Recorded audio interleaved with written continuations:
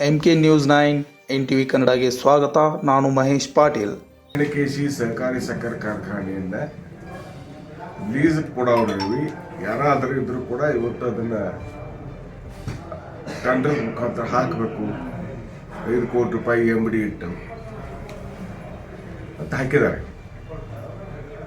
ಅದರ ಸಲುವಾಗಿ ಇವತ್ತು ತುರ್ತು ಪತ್ರಿಕಾ ಪರಿಷತ್ತು ಕೂಡ ಇವತ್ತು ನಾನು ಕರೆದಿವಿ.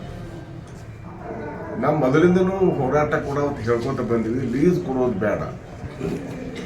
ಇವತ್ತು ದಿವಂಗತ MP ಪಾಂಡ್ರು, ಅಪ್ಪನಗೌಡರು, SI ಪಾಂಡ್ರು, ಬಸಗೌಡರು, ವಿಶ್ವನಾಥ್ ಕತ್ತಿಯವರು ಈ ಸಹಕಾರ ತತ್ವದ ಮೇಲೆ ಒಂದು ಇಡೀ ಏಷ್ಯಾ ಖಂಡದಲ್ಲಿ ಹೆಸರುವಾದಂಥ ಕಾರ್ಖಾನೆಯನ್ನು ಸ್ಥಾಪಿಸಿ ಏಷ್ಯಾ ಖಂಡದಲ್ಲಿ ಒಂದು ಹೆಸರುವಾದಂಥ ಕಾರ್ಖಾನೆ ಅಂತ ಆಗಿತ್ತು.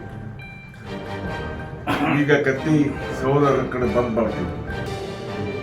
ಮೊನ್ನೆ ಜನರು ಮಾಡಿ ಮೀಟಿಂಗ್ನಾಗ ಹೇಳಿದ್ರು 700-800 ಕೋಟಿ ರೂಪಾಯಿ ಸಾಲ ಆಗೈತಿ. ಯಾಕಾಗೈತಿ ಏನು ನಮ್ಗೆ ಗೊತ್ತಿಲ್ಲ. ಆದರೆ ಈ ಲೀಸ್ ಕೊಡಬಾರ್ದು ಅನ್ನೋದು ಅಭಿಪ್ರಾಯ ನಮಗೆ. ನಾವೆಲ್ಲರೂ ಕೂಡ ಇವತ್ತು ವಿನಂತಿ ಮಾಡ್ತೀವಿ, ವಿನಂತಿ ಪೂರ್ವಕ ಒತ್ತಾಯ ಮಾಡ್ತೀವಿ.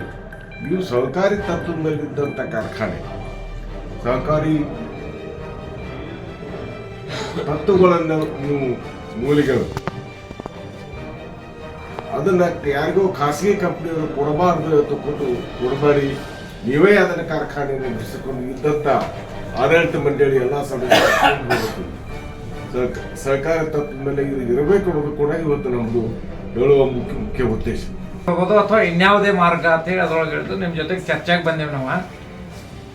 ಈ ಹಿನ್ನೆಲೆಯಲ್ಲಿ ನೀವು ಯಾವುದೇ ಸ್ಥಿತಿ ಒಳಗೆ ಇದನ್ನು ಕೊಡಬೇಡ್ರಿ, ಇದನ್ನು ಇನ್ಯಾವುದೇ ಮಾರ್ಗತೆಯನ್ನು ಹೇಳಾಗತ್ತಿಲ್ಲ. ಅದಕ್ಕೆ ಬೇರೆ ಹಣಕಾಸಿನ ವ್ಯವಸ್ಥೆಯನ್ನು ರಗಡ ಮೂಲಗಳದಾವೆ. ಇವತ್ತು ಕೇಂದ್ರ ಸರ್ಕಾರದ, ರಾಜ್ಯ ಸರ್ಕಾರದ ಇವತ್ತು ಅನೇಕ ನಿಮ್ಮ ಅಂತ ಮಲ್ಟಿ ಆ್ಯಕ್ಟ್ನೊಳಗೆ ಇರ್ತಕ್ಕಂಥ ಅನೇಕ ಮಹಾರಾಷ್ಟ್ರ ಮತ್ತು ಕರ್ನಾಟಕ ಇರ್ತಕ್ಕಂಥ ಹಣ ತಂದಾರೆ. ಇವತ್ತು ಇವ್ರಿಗೆ ಅವಶ್ಯಕತೆ ಇರೋದು 100-200 ಕೋಟಿ ರೂಪಾಯಿ ಈ ಸಲ ನಡ್ಸಾಕಿವ್ರಿ. ಒಂದು ಸಲ ನಡೆಸಿ ಅದನ್ನು ಸರಿಯಾದಂಥ ದಿಕ್ಕಿನೊಳಗೆ ಎಲ್ಲಿ ನಿಮ್ಮ ತಪ್ಪಿದ್ದೇವೆ ಅಂತಕ್ಕಂಥದ್ದು ನಾವು ಯಾಕೆ ತಪ್ಪಿದ್ದೇವೆ ಅಂತಾಗ ಆತ್ಮಾವಲೋಕನ ಮಾಡ್ಕೋಬೇಕು.